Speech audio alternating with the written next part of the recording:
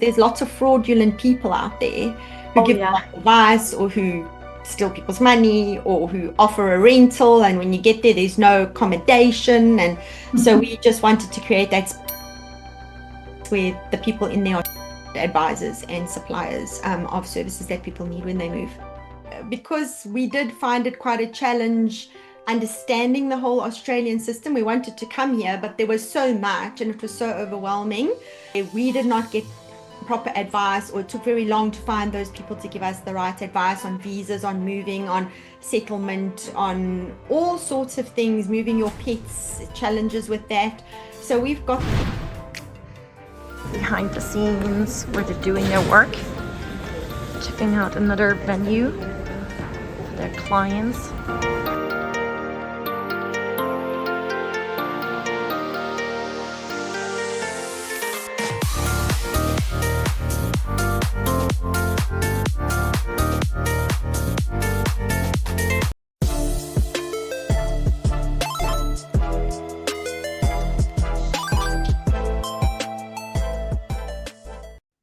Welcome to a new episode of Business Meets Live, all the way from Australia. We have the amazing marketing gurus Tara Ann and Georgia from South Africa with us. Hello. After meeting them finally in person and having a little bit of like while they're running and doing like what they can do best, event management and marketing for their clients, I got to like absorb them doing their work. But now finally they have a bit more time so I can interview them. Now, Tara and Georgia, being from South Africa, why did you actually decide that you want to move and expand your business to Australia and not maybe the USA or Europe or South America? Well, Australia was a journey as a family. So Georgia and I are sisters, in case people didn't pick that up. Not from our surnames. Not from our surnames, because we're both married, but maybe from our smiles or our reactions. And we thought during COVID, we have a lot of family in South Africa. I mean, in Australia and South Africa, but a lot of family we were, following in Australia, and they were living a pretty normal life compared to what we were living in South Africa. And we also got to feel work from home, and the fact that what we did, we could actually do from anywhere. So that's when this option of immigration became a reality, was that. So we came to Australia for family as well, to be closer to family. We don't have connections and family anywhere really else in the world. Well, we've got in the UK, but not like we do in here in Australia. So that's hence why we ultimately landed up here in Australia. That's amazing. And for our sense of adventure.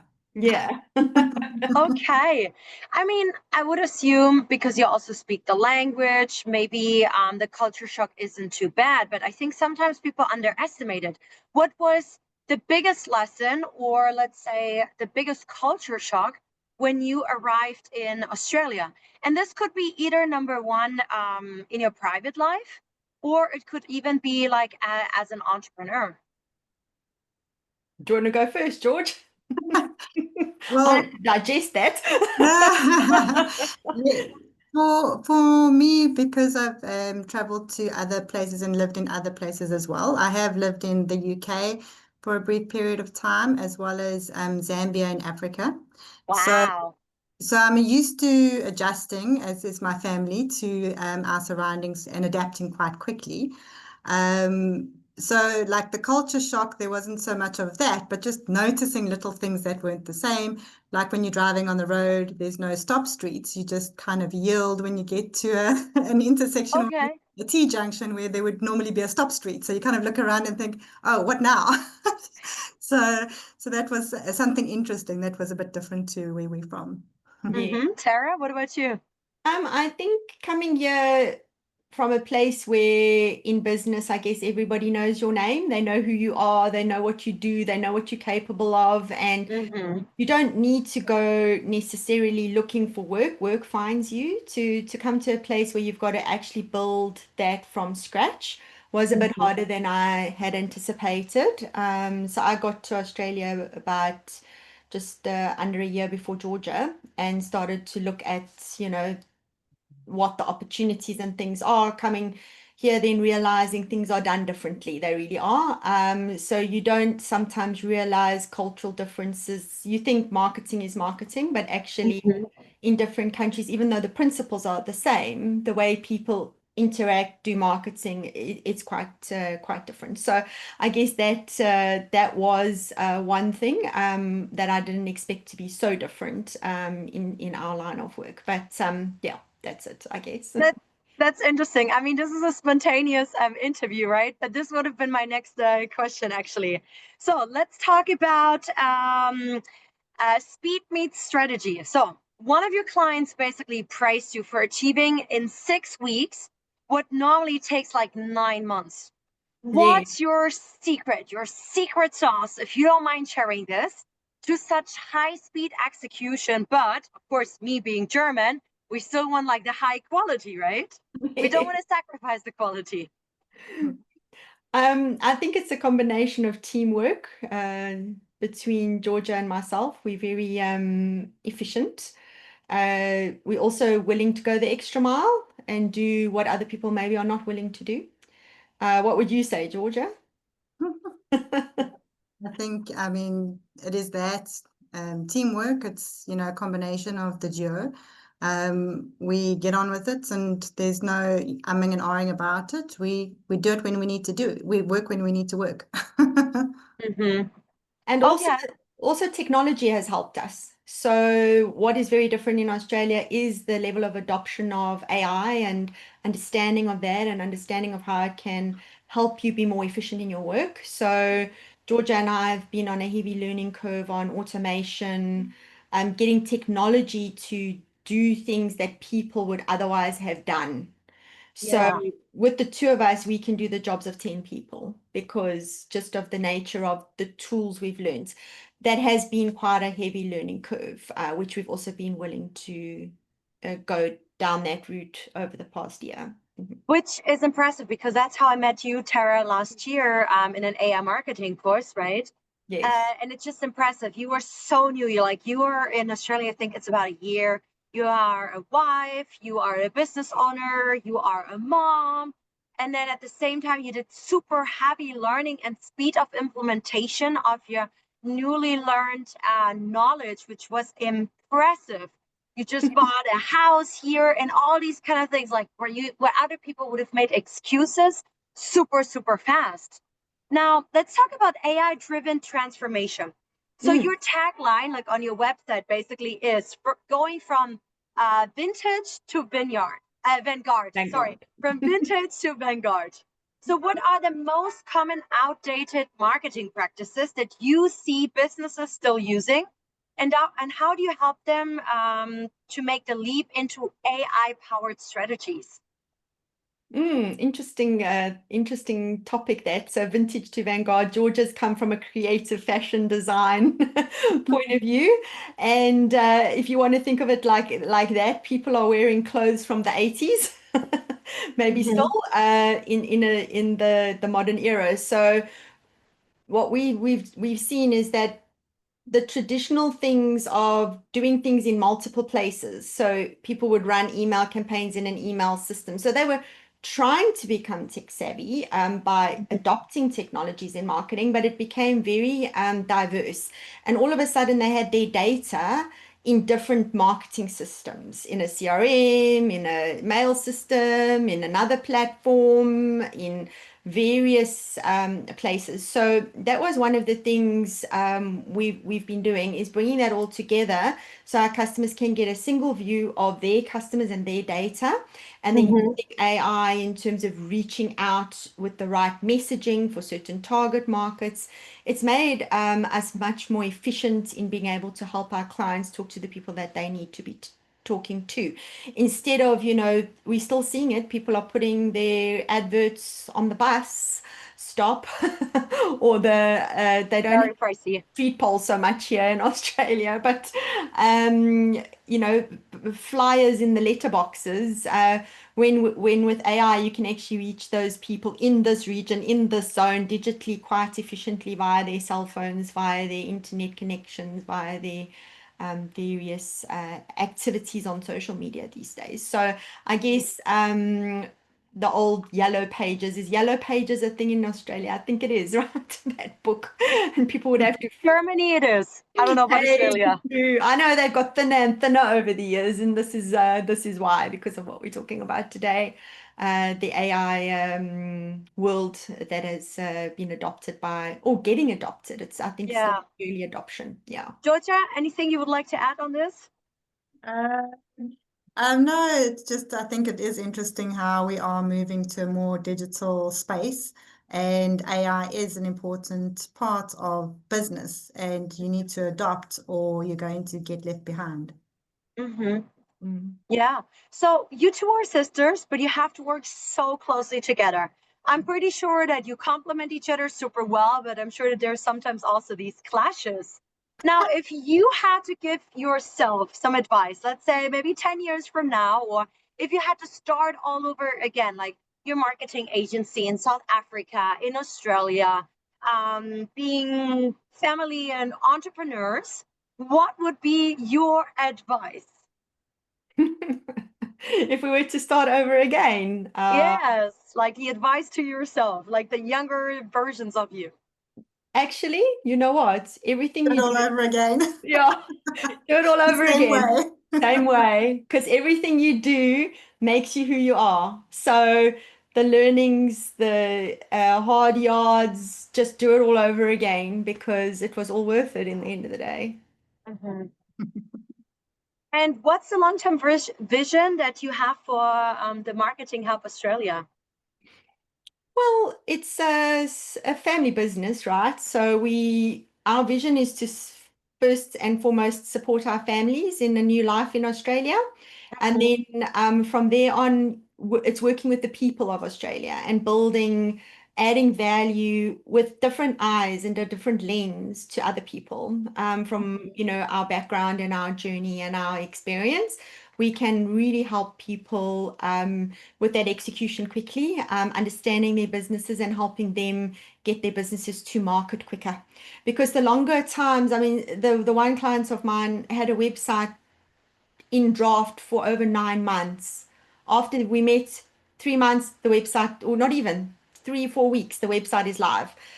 So it's a matter of getting things done, getting it out there, because the longer you're sitting with it, the less time it has to get to other people. So that's why we value the speed, because the quicker we do it, the quicker people can start to engage and build on their reputation in the market. Yeah, make revenues. Mm, I Yeah. think don't be afraid of change because change can be refreshing. yeah, Mm. yeah. Yeah, that's a People great are afraid of attitude. change. And I think this is what you two really embrace the most, the speed of implementation. You're both so authentic. It was so funny when I met them in person just for a coffee. And then I was like, hey, let's start a podcast, right? Nobody was prepared, but you both even wore the same kind of outfit. I was like, wow, that's like amazing. But last year when I met you, Tara, next to like your marketing business, you also started like a visa education business. And it's impressive. Again, you're just here for like roughly a year and you're already working very closely with the government in various projects, both of you.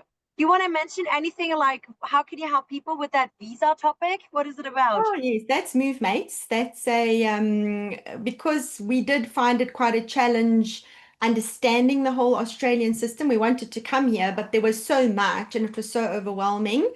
It actually was through the AI education journey when I started that course was I wanted to apply it to something. And I thought, well, what have I just been through? What have, and Georgia was also going through at the time, that we could learn and hook our skills onto those new skills that we were developing. Again, we've been marketing experts for so many years, but this technology space is very new and we had to learn it and we had to shift. So MoveMates is there now. It's almost got over 1,000 people that follow it.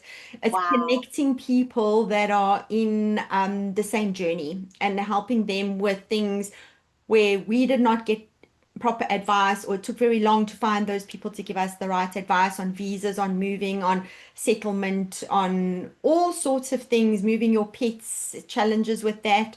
So we've got this little community that we run called MoveMates. That's still going. In fact, I just had a meeting about that earlier, and it's open to everybody, and we bring all the different people together. We're not there to compete. It's just there to help and to give advice. And already we've helped a few people who have come to various cities.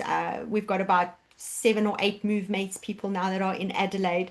And every now and again we get together and we give each other that support as well as a group and a community. Yeah, so that was a fun project, but it was to learn while we were doing this AI program and course, and it really did help us build that out with the new model, and then have that experience then to start implementing it for other companies. Now it's almost a year and a half we've been doing that. So yeah. That's amazing. It's more of an information space as for people that are looking to make the move and want to find out more about how to do it. It's trusted, because there's lots of fraudulent people out there who give advice, or who steal people's money, or who offer a rental, and when you get there there's no accommodation. And so we just wanted to create that safe information space where the people in there are trusted advisors and suppliers of services that people need when they move. Yeah, I love it. I mean, I've joined one of your webinars before, found it super helpful. Who knows, maybe I have to get back to you on some visa advice. Oh yes, when we ultimately move here, not I don't know, on holiday. let's see, right? So both of you have about 50 years of experience. How do you actually manage being moms, wives? You have like your business, you have to manage different cultures, different time zones even. And I know both of you, you take so much action, you work so hard and a lot. I know that. Tara, I think we both sometimes texted when for you it was like midnight already. So how do you manage all of this? A minute at a time. And we are known to be the midnight mailers. Oh, really?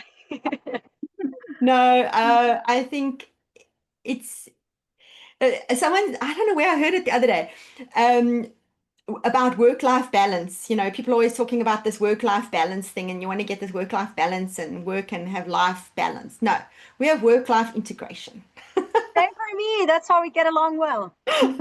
So because we love what we do, it's part of our life. Our work is part of our life, and our families understand that, and they give us the space to work when we need to, but then we also there for our families when we need to. So we don't have set office hours. But then if our children are avid swimmers and they're swimming in the nationals, we go to everything. We don't miss a day of that or a second of it. So whereas if you have this work-life balance and you work in a corporate, you have different trade-offs. You clock off at 5, but you don't have that freedom and flexibility to have that work-life integration, as I call it. So we tend to get it all done, balancing, getting up and doing lunches in between, typing on the laptop in the kitchen. Sometimes having meetings in the kitchen while we're cooking. But the camera just don't mind the cooking noise. Yeah, I know that. So Georgia, what does a typical day in your life look like? Again, like maybe you can walk us through from like the early morning, what time you get up, what's the procedure, to like late night when you go to bed.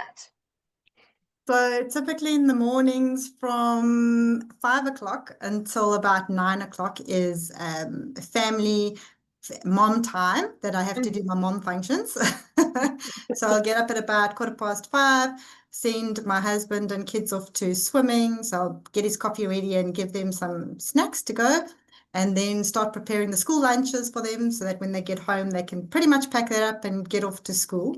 And then from 9 o'clock, once they've left, that's when Tori and I get online and start with the whole work day, just meetings and getting on with the tasks that we need to do to make everybody get their work out on time.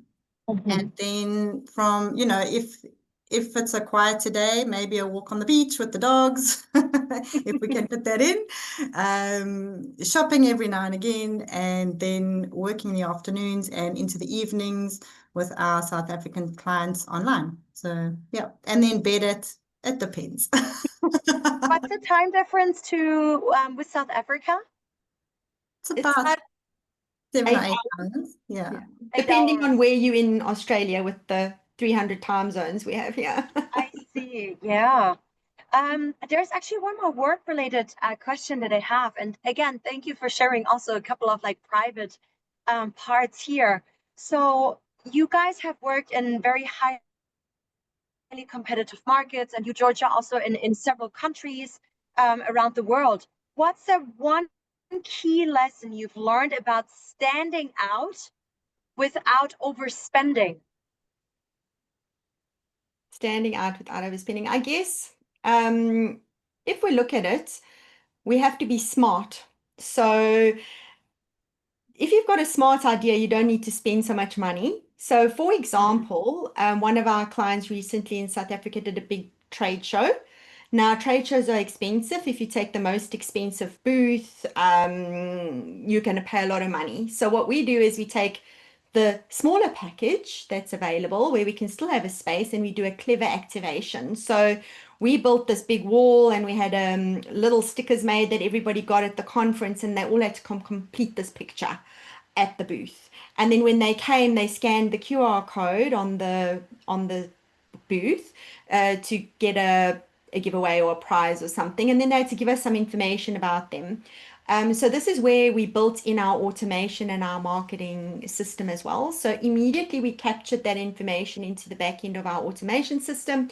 It automatically sent those people an email with more information and links to our websites and links to our collateral. So they had that information straight away. Instead of waiting 3 weeks for the conference organizer to send you data that's half been redacted and you don't know who those people are.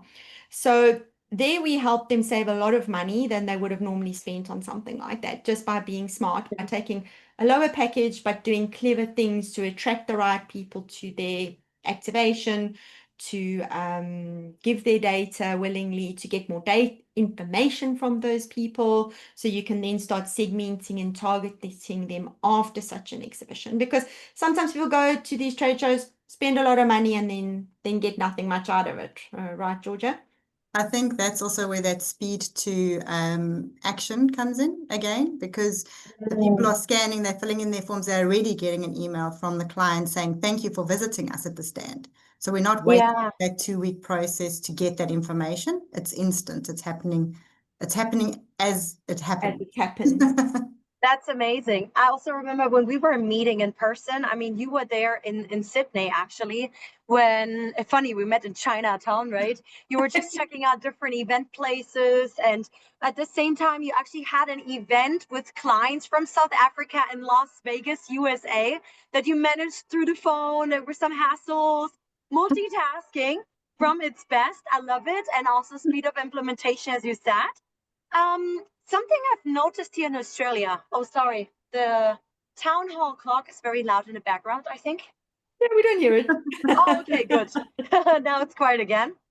So, something I've noticed here in Australia, mental health, like the awareness of mental health. There's so many campaigns, which I find very impressive. And I feel like after COVID, the topic of mental health became a little bit bigger for us in China. In like multinational companies in the Western world, it has always been bigger compared to some Asian countries, right?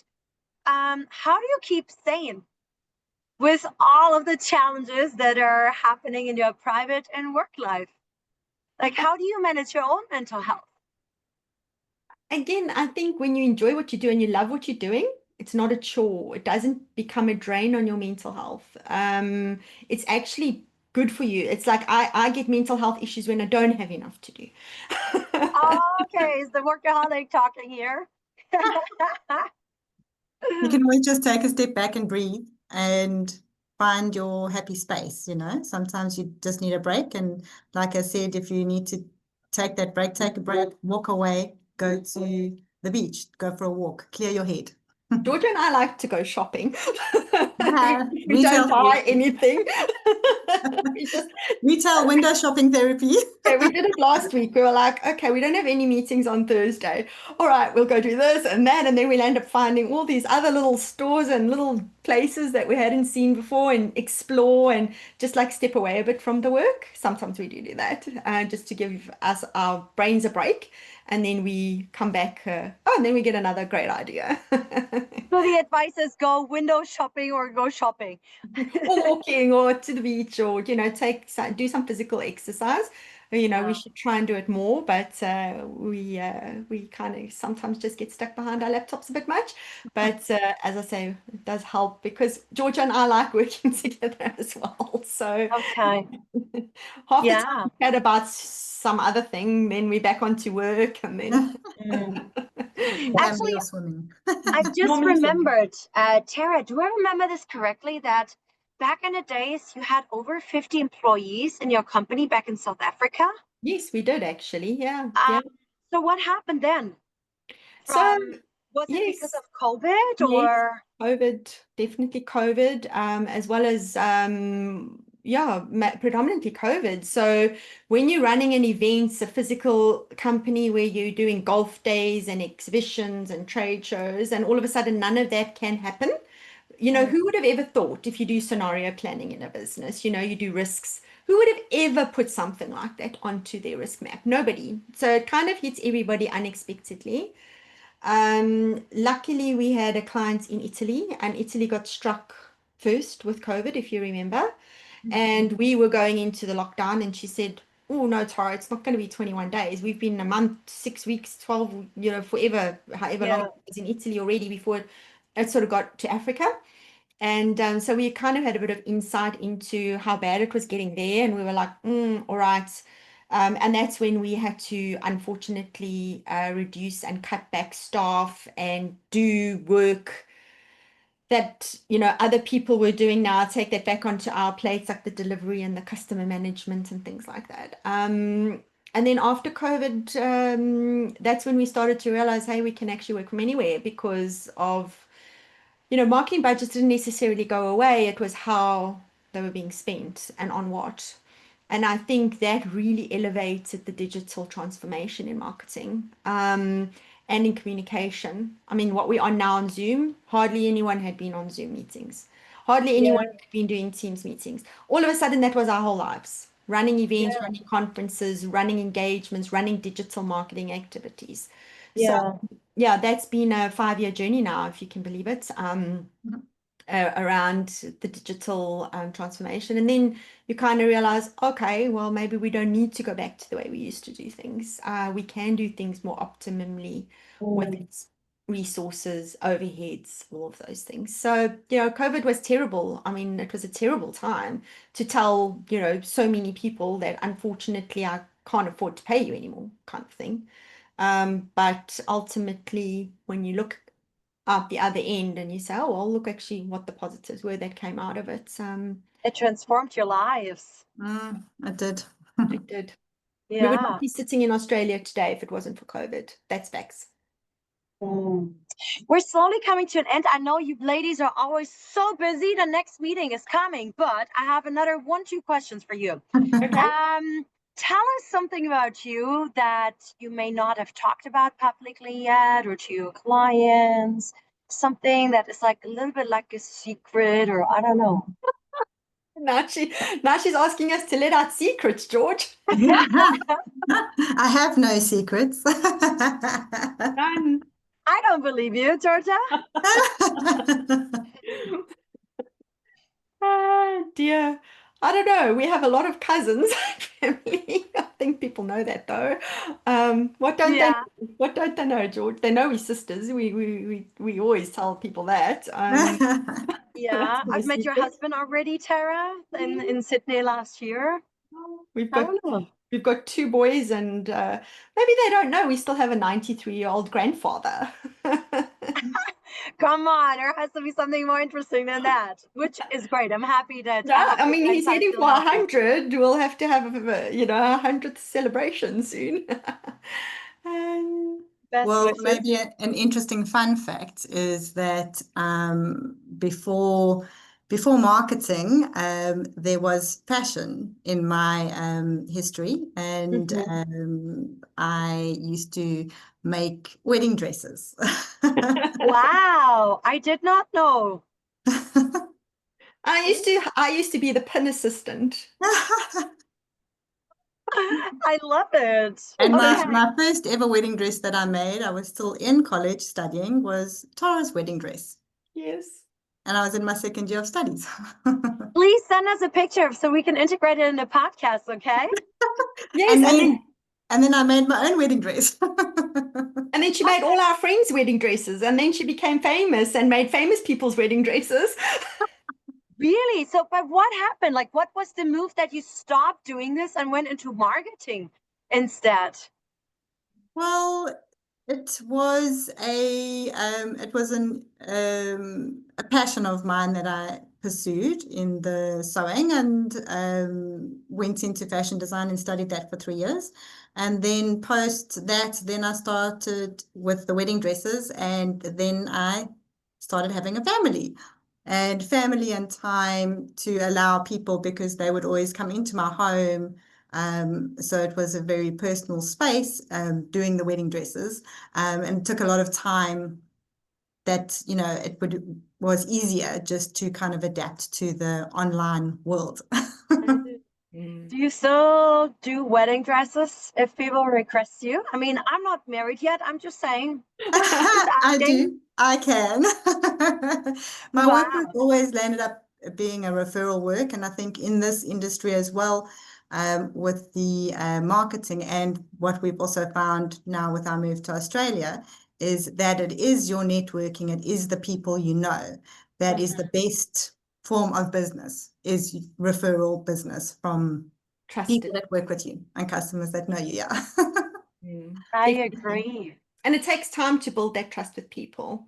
But once you do it once, then it starts a snowball effect. Then this one, the referrals, and then you start to get a name. So I think, I like, love it. just a recap on the moving to Australia. It's how do you start over again? Because basically we're starting with nothing, and where no one knows your name. And we always believe it will be okay, and it takes faith, hope, Yep. and pixie dust, a little bit of magic. I'm so happy I got to know you from a different angle now, Georgia. Thank you so much for sharing this with us. And I hope that you can send us a couple of very nice pictures of your wedding dresses that we can include it in this podcast episode. I'm pretty sure that other people here, the listeners from around the world, would love to see them. Last question. What is the best advice you have ever received that you can share with us and our global listeners from the east and the west of this world? We have executives to expert students, everybody listening here. I think it was advice given to me way back when, and it stuck with me a long time. Actually, there's two advices. We'll let Georgia say one, I'll say the other. Let's see what she says. I don't know if I'll know that. So funny. It seems like you even think the same We do way. Is that even, like we're in the telepathy? same brain. Yeah, what is the most important thing that you can have in your business, and what is the most important resource? And People? no. Mm-mm. You think Your about own investment? it's time. All right. Time you can never get back. Oh no, that was the one that I was gonna Are you say. going to say that? I really was. Were you? It's I'm time. gonna say time is all you have. Time is all you have, That was my and point. it goes. So use it to the best of your ability. And I always say also, time is all you have, and you can only live that moment once. So live it well. Well, and like as our dad always says, Georgia, do it right or don't do it at all. I'm happy to have a quote of your dad in here as well. Thank you so much. Okay. Oh my gosh. For 3 minutes left, you got to go for your meeting. Thank you so much for making time. Thank you so much that I was able to actually like walk with you to your next appointment and your tight schedule while you were in Sydney for a couple of hours or one night. And also thank you for making time now. I look forward to learning more from you, from actually working more with you. Also, my podcast Genie logo, by the way, guys, was made by Tara or Georgia. Thank you so much for that, Georgia. I appreciate it. Have an awesome day. And Pleasure. guys, if you love today's episode, sharing is caring. Behind the scenes, where they're doing their work, checking out another venue, ladies in action, and they're exploring the best conference rooms for their clients to get their full potential out, do the best for their end clients